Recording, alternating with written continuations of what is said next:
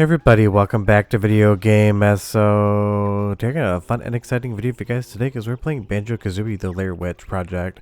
Obviously that sounds a little bit like the Blair Witch Project, and that is definitely intentional because Mark Kurko or Kurko Mods has made an entire fun Banjo Kazooie conversion that absolutely goes hard with the horror for this Halloween season. And honestly, I absolutely love Banjo Kazooie mods and I love testing them on MiSTer FPGA, so I figured it would make a great combination video.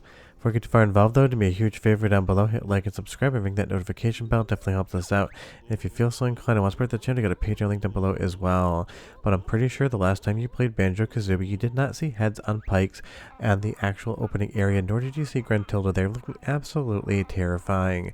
And this is really fun because it takes what is a very colorful cartoonish game for all ages and absolutely just pushes it into the actual body horror realm. I was surprised when I first saw the trailer for this. I thought to myself, that's going a lot harder than I would have expected something like this for Halloween to do, but I absolutely love it.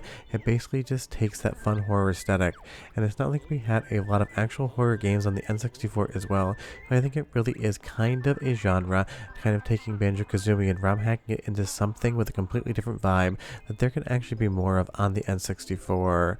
But leave me your thoughts down below in the initial impressions here. Is the horror hitting for you guys or what? Because for me personally, I've loved everything that's been done here, and trust me, it's going to get weirder and weirder with a lot of fun Easter eggs. And honestly, Kurko Mods makes some absolutely incredible new Banjo Kazooie experiences. And you see there what looks like the Terror Mask from the Splatterhouse series. You're going to see nods not just from this game, but from a lot of other Nintendo properties, as well as just other video game properties out there. So kind of finding out of the different little bits of inspiration and nods to other games is going to be a lot of fun in this actual playthrough. And honestly, right here you'll see all of these different characters standing around a pentagram with a severed Mario head sitting there with some eyeballs on the ground. This is not the type of stuff that you would ever expect to see in Banjo Kazooie, nor is it the type of stuff you would ever expect to see on N64 in general, and even Rayman and Crash Bandicoot have had a very bad day, as has Sonic, and that just really is kind of hilarious. But you'll see here, there are some eyeballs missing, so you actually have to find them in the world, which is going to be part of the overall gameplay loop, so it still has that collectathon vibe, just a completely horror aesthetic. And there is something about that is just so intriguing, and Kurko Mods has done a lot with Banjo Kazooie. I would say the Bear Walker maybe is my favorite, but this is definitely getting close to getting that top spot as far as Banjo Kazooie mods are concerned, because it really is surprising just how well that hard horror aesthetic is going to pair with this game. And I'm only showing you some of this as well. There's definitely a lot of other areas, a lot of secrets in this version that I want you to discover organically on your own, because I like to really tease you guys into trying something, but leaving a lot of the best bits out. And you'll see here as we walk over this bridge, we're walking over a field of dead bones. I don't know what happened in this version of Banjo Kazooie's world, but clearly there was some gigantic battle because the road in some ways is literally paved with the bones of the dead. That's something you don't get to say about many video games, and definitely not something you say about Banjo Kazooie ever. And you'll even see one of the characters here is hanging from a rope, just absolutely dead, while these waterfalls spill blood down into the moat, which would usually be a nice pristine crystal blue. I'm not sure what the environment is like in a regular Banjo Kazooie game, but honestly they got some really clean water there that has completely been perverted here to be that blood crimson red, just a pool of blood. And I really love that you even get some jokes here saying don't put that thing in the backpack, you just put a human eyeball in your bag that you need to bring back to the other characters to kind of progress the story along. And this sinew here kind of looks like ventricles or veins.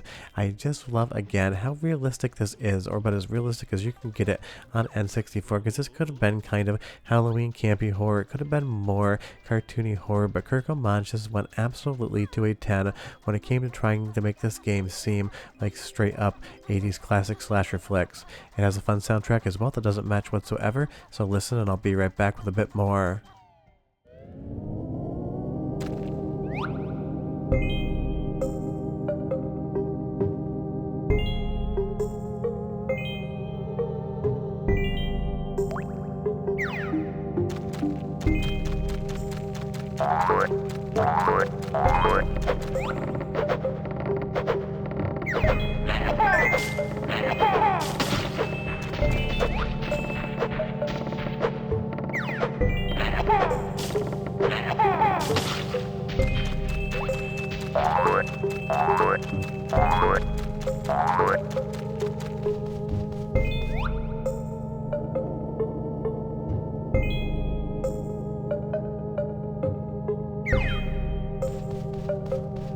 I should specify when I say the soundtrack doesn't match whatsoever, I mean that it is both inherently Banjo Kazooie-esque and also horror at the same time. As we run into this room here again, I have absolutely no idea where they got these textures from, but they just straight up are absolutely some of the most terrifying things you're going to see on N64. Now that isn't to say that it's quote unquote scary, it's just to say that it's something that you're never going to see before as far as the N64 is concerned. And again, characters just hanging dead in front of Gruntilda there. That is just an aesthetic choice that you have to get up pretty early in the morning to make and decide to commit to, because you're going to see different severed ribs in here, at least that's what I think they are. And again, you have that river of blood just flowing down into the main pit, while these organs that look like spleens and livers are just hanging. And that again is just wild, because these are not words you'd ever use to describe a Banjo Kazooie game. Spleens, ribs, severed spines, rivers of blood, not a Banjo Kazooie thing whatsoever. I love that Jiggy here even decides that it's going to fight us versus actually being collectible. Again, you'll see here there's different doors with different unlockables, so it does have that same collect-a-thon aesthetic, but at the same time, really you are here for the overall vibe, and you'll see all these chains here that we're going to be able to climb up. Definitely keep your eyes open in the world of the Lair Witch Project. There's so many little hidden alcoves and other areas where you're going to find little Easter eggs that don't affect the gameplay whatsoever, but they are going to be fun little discoveries. And that's what I think Kurko Mods does really good with all of his different ROM hacks for Banjo Kazooie, leaving things in the world for you to find that you don't actually need to find or collect. You just kind of go out of your way and find a little fun touch here where you can tell the developer was trying to have as much fun with the project as possible. This kind of has a little bit of a Conker's Bad Fur Day vibe right now, just in the way that you wouldn't expect to see these sort of visuals and this storyline on N64, but of course you have Banjo Kazooie as being the primary gameplay element, so you're still going to get everything you got from a Banjo game, just with all of this blood splattered wall coming along for the ride. You'll see there we got another Jiggy, so we can move on a little bit further into the story. And as far as how much content is here, there is a ton. It does really feel like a fully realized experience, and if you aren't a member of Kurko Mods Patreon, I think it's like a $6 charge just to grab this one ROM hack and you're off to the races, which honestly, for the amount of content on offer here and the amount of just actual pivoting up the game to be a horror game is 100% worth it in my opinion. And trust me, you want to check every single one of these alcoves here. You're going to find a lot of different heads from a lot of different characters. Still not sure why all their heads are just tucked in here. Someone must have just liked the aesthetic and how it tied the room together. But you'll see here as we zoom in, this is running really well on MiSTer FPGA. That is the platform it was captured on. And big thanks to Kilter Music for helping with the capture this week as well. I've been very busy because I am happy to say my wife and I finally got an offer accepted on a house. So now I am absolute paperwork hell trying to get all that sorted. But if I'm in paperwork hell, then Banjo and Kazooie are literally in actual hell here, because that is Donkey Kong's severed head on the ground, just chilling out here with no eyes. Soundtrack sample 2 time, and I'll be right back with just a little bit more horror.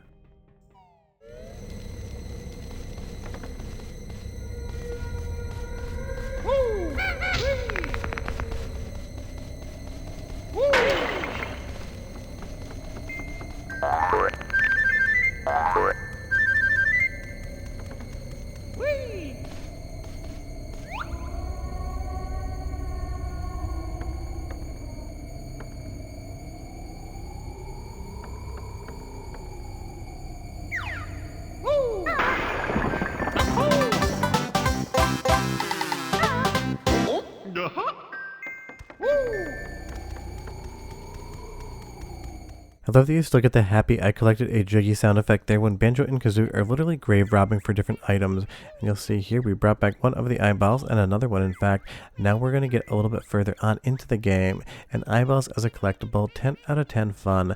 And these characters here just dancing around looking happy in the face, but also having blood just basically staining their entire body. It is something that is just absolutely charming, so weird, and feels so wrong that it has to be right. And that really is why I love the Lair Witch Project so much. It really does make a game feel completely new and unique while also feeling intimately familiar at the same time, because this is the Banjo Kazooie you know, love, and remember. Something just terribly went wrong in the world of Banjo Kazooie, and everything is just turned up to a straight slaughter fest. Kind of feels like Splatterhouse, where everything is out to get you, except in a cute, colorful 3D platformer that is no longer cute or colorful, but still happens to be an N64 3D platformer. And you'll see here those hanging legs off the rope, and this gigantic Gene Simmons' kiss-looking tongue here is ready to seemingly swallow Banjo Kazooie up in all the creepiest ways. This is just absolutely a vibe. I love the concept behind the overall game.